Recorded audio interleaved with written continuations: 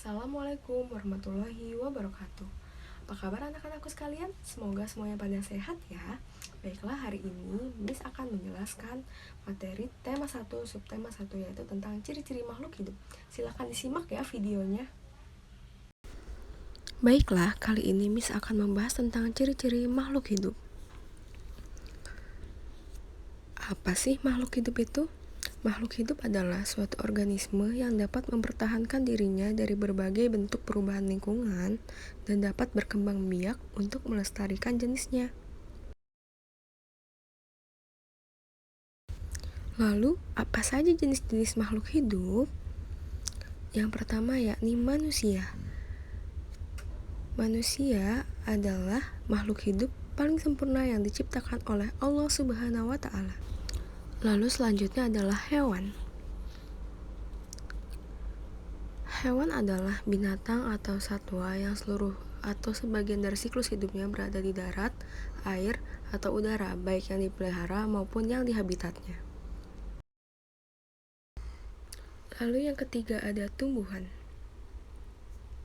Tumbuhan adalah makhluk hidup yang memiliki daun, batang, dan akar, sehingga mampu menghasilkan makanan sendiri dengan menggunakan klorofil untuk menjalani proses fotosintesis.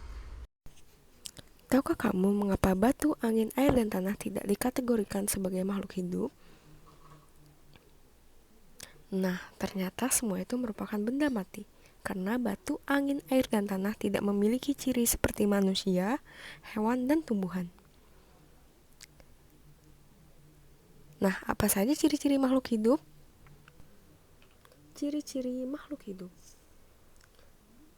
Sebagian makhluk hidup memiliki ciri-ciri yang sama. Yang pertama bergerak, kedua bernafas, ketiga mengalami pertumbuhan, keempat berkembang biak, kelima makan dan minum, dan yang keenam peka terhadap rangsang atau iritabilitas. Yang pertama bergerak. Makhluk hidup memiliki kemampuan bergerak tanpa adanya bantuan dari pihak lain. Bergerak terbagi menjadi dua, yakni bergerak aktif dan bergerak pasif.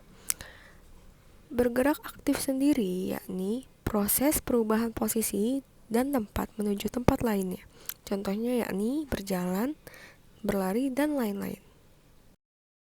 Yang kedua, bernafas. Manusia dan hewan bernafas dengan menghirup udara yang mengandung oksigen atau O2 dan mengeluarkan udara yang mengandung karbon dioksida atau CO2. Tumbuhan mengalami pernapasan berbeda. Di siang hari, tumbuhan menghirup udara yang mengandung karbon dioksida dan mengeluarkan udara yang mengandung oksigen. Berikut adalah alat pernafasan pada makhluk hidup.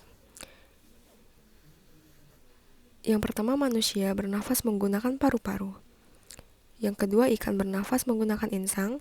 Ketiga, tumbuhan bernafas dengan mulut daun. Keempat, kecebong bernafas dengan insang dan katak dewasa menggunakan paru-paru. Yang ketiga, mengalami pertumbuhan.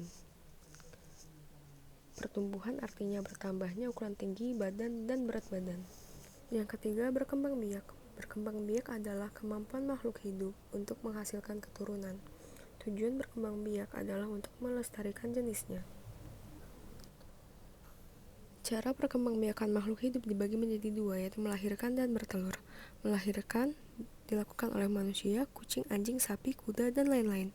Sedangkan bertelur, bebek, ayam, burung, ikan, dan lain-lain. Yang keempat, makan dan minum. Makhluk hidup memerlukan makanan dan minuman yang bergizi, bersih, dan sehat, sehingga tubuh memperoleh energi agar bisa melakukan aktivitas. Contoh makanan makhluk hidup. Tumbuhan mendapatkan energi dari air, oksigen, serta cahaya matahari untuk melakukan proses fotosintesis. Lalu, contoh kedua, sapi dan kambing makan rerumputan untuk mendapatkan energi dalam tubuhnya.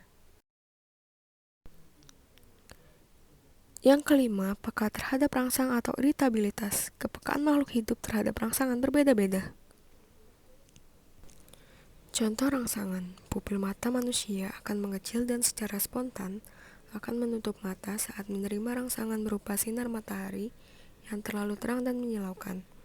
Yang kedua, putri malu akan segera menutup daunnya saat mendapat rangsangan berupa sentuhan. Kesimpulan, sebagai makhluk yang paling sempurna, kita harus selalu bersyukur kepada Allah Subhanahu wa Ta'ala. Salah satunya cara bersyukur yakni menjaga kesehatan tubuh. Sekian yang dapat Miss paparkan. Terima kasih. Wassalamualaikum warahmatullahi wabarakatuh. Baiklah, itulah materi yang dapat Miss sampaikan. Sekiranya ada yang kurang jelas dan ada yang ingin ditanyakan, silakan menghubungi Miss ya. Sebelumnya terima kasih atas waktunya ya. Silakan dipahami kembali materi hari ini. Wassalamualaikum warahmatullahi wabarakatuh.